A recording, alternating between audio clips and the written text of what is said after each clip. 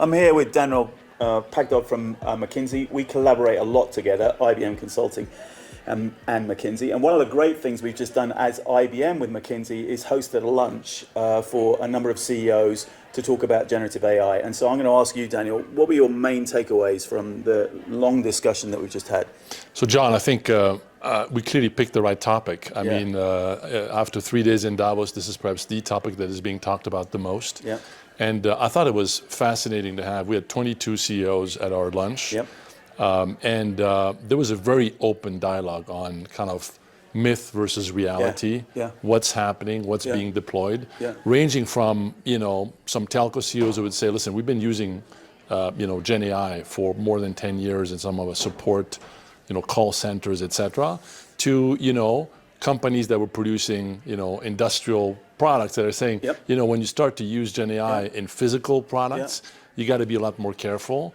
And we then also had a fascinating conversation about the talent side of this, which is how do you rewire an organization for these new capabilities that are necessary. Because that's the sort of next up issue, isn't it? That is absolutely the next step. I also picked up that, we're at an inflection point. This reminds me of digital 25 years ago.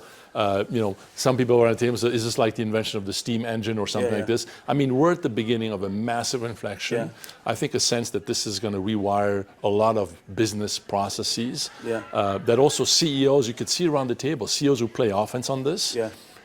They're basically saying, listen, what part of my business should I start reinventing today?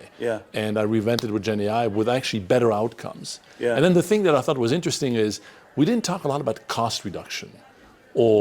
Right? And so this notion that, of course, you can optimize, but I think as one CEO said, I'm going to use that to grow faster, to innovate more, to do more things. I think that's fascinating. But I also think one of the things that struck me is, and in one of your reports, you talk about the fact that this is an impact on knowledge workers, and that this is what differentiates AI. And in some ways, the CEOs are sort of the apex predator of the knowledge worker world. And what was interesting to me was how many of them are actually deeply into this.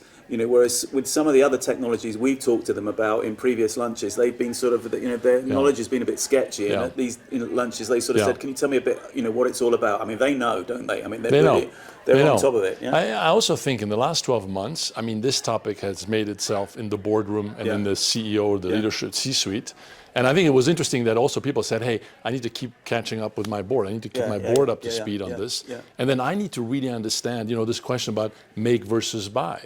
On how do you deploy it? On do you do a lot of experiments or do you do a few things to do them well? I thought that was a very, very dynamic discussion. And by the way, across a wide range of industry sectors. Okay, great, good. One last question then. Let me pose it like this. What's the thing that you've learned that's sort of surprised you weren't expecting? The thing that sort of changed your thinking from before you came to Davos to where you are now. Any one thing? I would say 2024 is perhaps one of the most complicated years that I think we will experience. And you look at things like geopolitics.